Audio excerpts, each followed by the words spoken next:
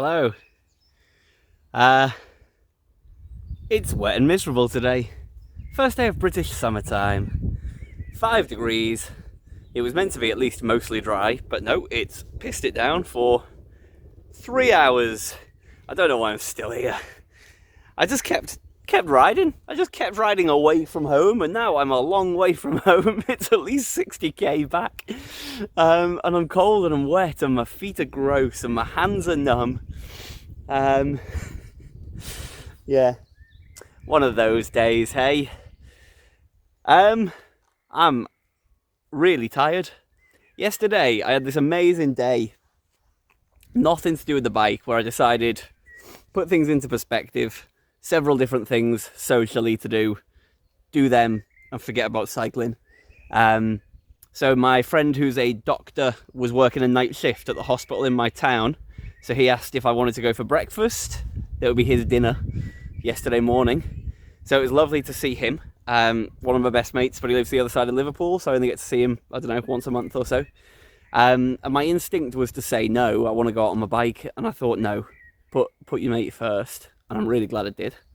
Then it was my friend's 40th birthday, so I went for lunch, and my instinct was to say, I'll come and say hello, but I won't eat, because I'll be all bloated, and it was quite indulgent. And I thought, no, like, see your mates, see your mates. There were loads of people there who were quite important to me, and it was very nice to see them. And then the evening, Rhiannon's colleague got married yesterday. She was at the wedding all day, but I went for the evening. And again, my instinct was to say, let's leave at 9:30 so I can get the bike ready and have a good night's sleep.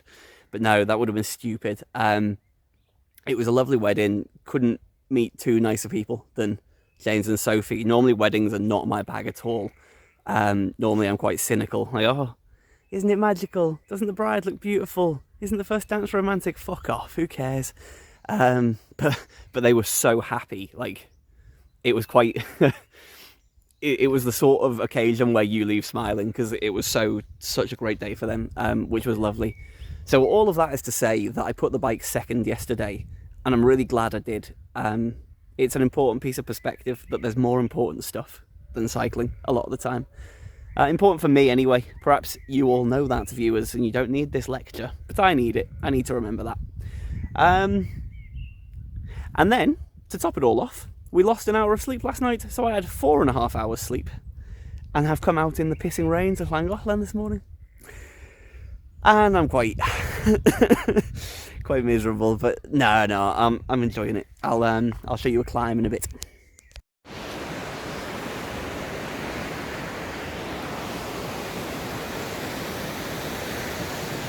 Look at that. Yeah. It's only about 5 minutes since I filmed the other video. Since then, I have descended about 300 meters, so not only am I soaking wet, I'm fucking freezing. Oh god. Just keep smiling.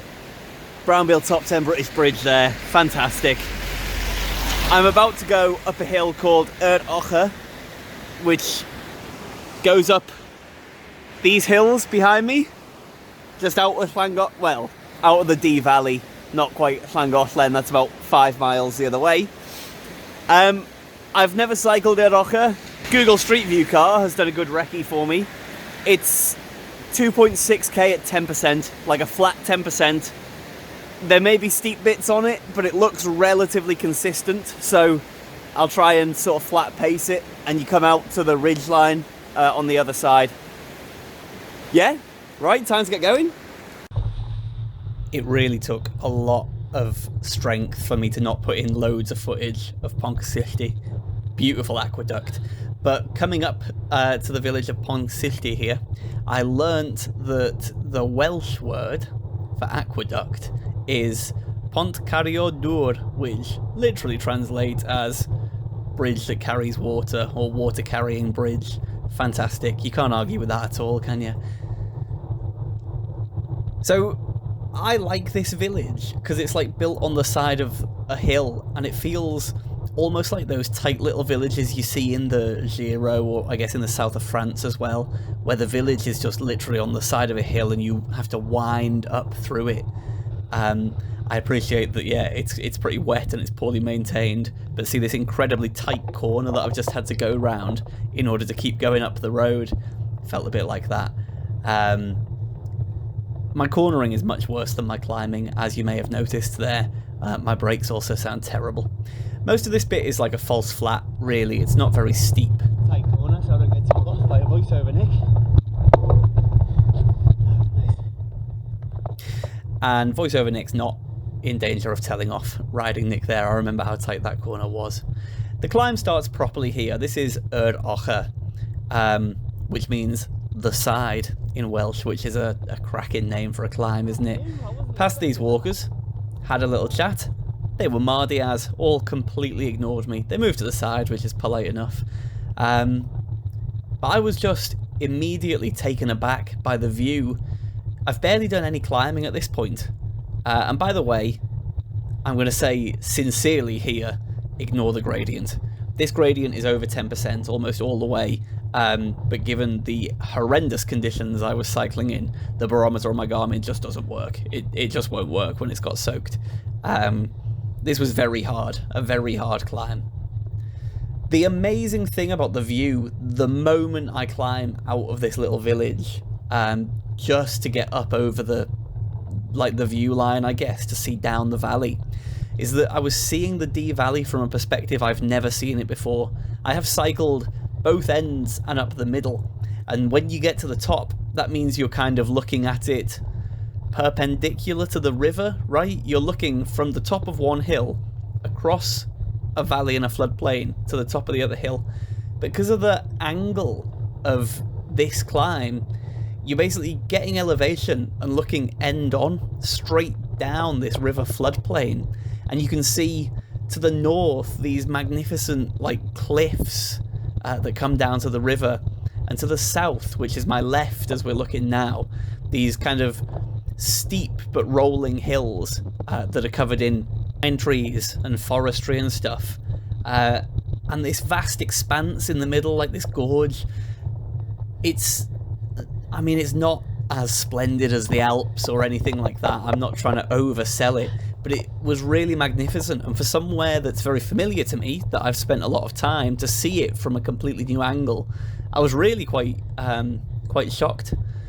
And then I'll tell you what else I was shocked by: how bloody steep this bit of road is. I told you at the beginning that I believed it was 10% relatively steady. I really don't think that was the case. It's hard to say actually, because I don't have the actual grade recording on my Garmin. These numbers are definitely nonsense, but I definitely think it got really steep and leveled off for a false flat here actually by the houses that I come through. As a side note, I'd consider myself a relatively confident and safe driver. The thought of living in these houses and having to drive up this road to them, that fills me with fear. I'm too used to my 2-lane suburban roads, get me? So you sort of turn away from the view a little bit. You're turning to go up the mountain. This is called the side, after all. We stay on the side of the mountain on the way up. The view to my right remains spectacular, and you're starting to see in my rear view footage there how it's opening up behind me as I've covered elevation.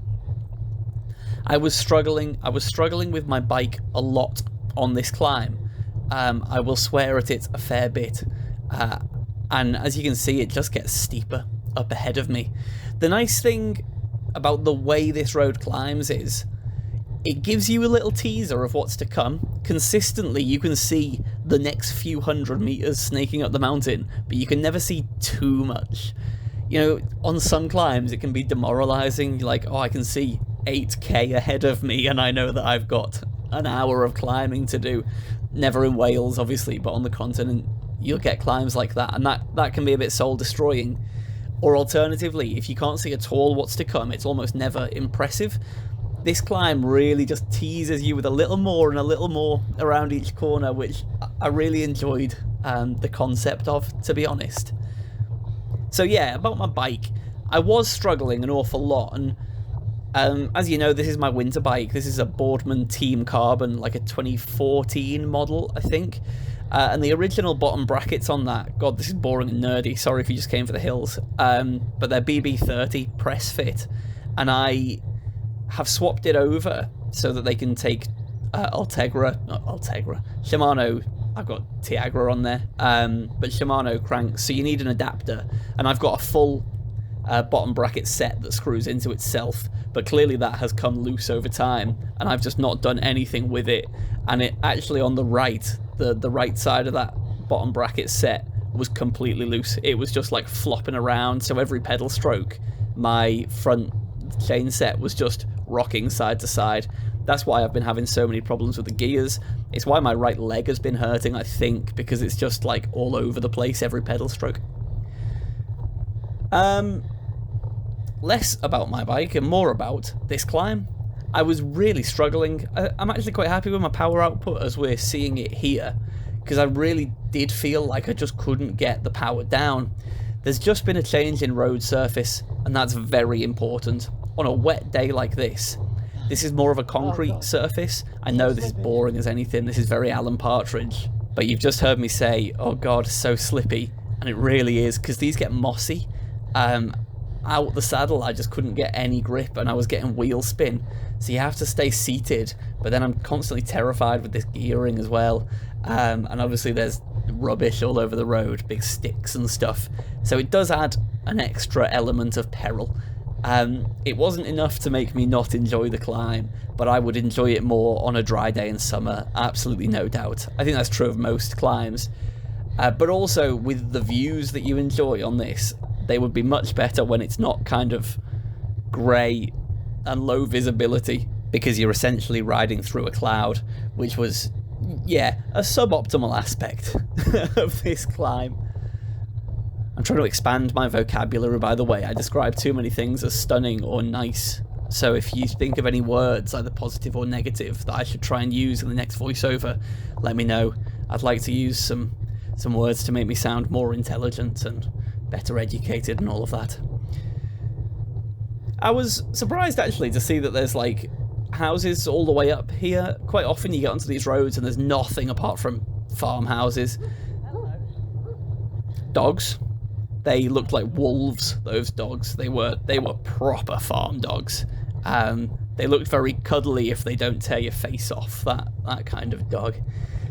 The view to my right this entire time remains spectacular. You just get higher and higher through the valley, but you can still see all the way down to Llangollen the whole time, like 5 miles of view. I had hoped in the rear view camera you'd be able to see Pontcysylltu a little bit more, because, well, it's a UNESCO World Heritage Site. It's one of the most beautiful bridges in the UK. Not bridges. Pont Carriodur. There you go, Welsh vocabulary. And for some reason on this climb, my Garmin had not come up with the segment even though I'd starred it. So that was a shame that I wasn't chasing anyone's time. I had no real feel for how fast I was going. By this point, I'd kind of given up with any notion of cracking a top 10 or anything like that. I was just trying to keep going. As you'd seen at the beginning, there were a fair few times on this ride that I wasn't convinced I'd be doing this climb at all, so just the fact that I was here to have a go was good enough for me to be happy without needing power achievements on it. This is a little bit of false flat. I think it's probably 8 or 10% maybe as you come up this little crest and you get into what feels like high moorland, farmland. I think, you know, for those of you who are familiar with the UK, quite often as you get up to these higher hills, it's like sheep grazing land, agricultural, but not in the same way as the lower lands are, and it felt a lot like that once you got up here. So in my head, I'm getting all of the cues to say this climb's nearly over now, and I did want to keep pushing hard, but once I was in a gear that I was happy wouldn't, like, jump immediately, I was scared to change, so the only thing I really had to keep power going was cadence, and I'm rubbish at that. So there's a load of excuses for why I wasn't very fast through this particular section. I don't know what my excuses for the rest are. On a summer's day, I think turning this corner and having the rear view camera on would be very expansive over the valley. It's only a fairly short little set of corner, and you can see a lot behind me, and maybe I'd have to make the rear view footage bigger as well to really show that off on YouTube.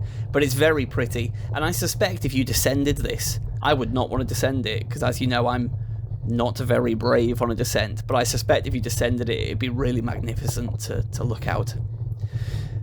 And there we are, pretty much at the top of the elevation. I had no idea if that was the case or not when I got to here, because I didn't have the segment, which is a shame, but it wasn't the day for glorious efforts and strong finishes and all of that. It was just a day for riding the climb and seeing if I liked it. I am a little bit upset by how much I dropped the power. Like, I should have known to keep pushing on. So it's a bit frustrating to see that, but hey ho. Nothing I could have done to sort my own head out at the time, so not a problem. Still, 12th overall, pretty happy with that, and 340 watts for 11 minutes, that's still 5.1 watts per kilo. And I'm really happy with my power analysis, actually. It's not ideal that it tails off at the end, but good enough. And for a laugh, let's see where I lost time to Giles. Oh, everywhere. Fancy that.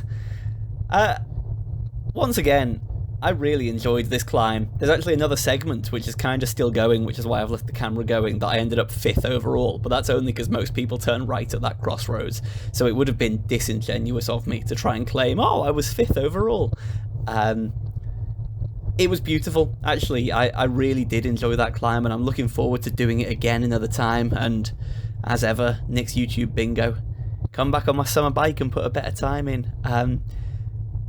Some days you just have to keep cycling when it's all a bit grim, and on this day I'm so glad I did. I really enjoyed it. I really enjoyed the opportunity to see this. I'm glad I got my head right to just have fun on this ride.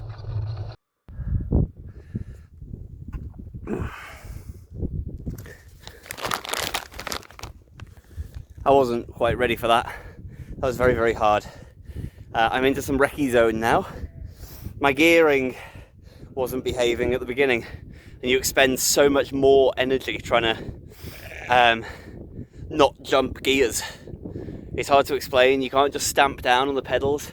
Your whole body has to be engaged. You have to be taking your weight through your handlebars and stuff just to make sure you don't slip, no matter what wattage you're doing. So yeah, that was hard. It's a good excuse. Yeah, time for me to get going. Bonus climb next, I think.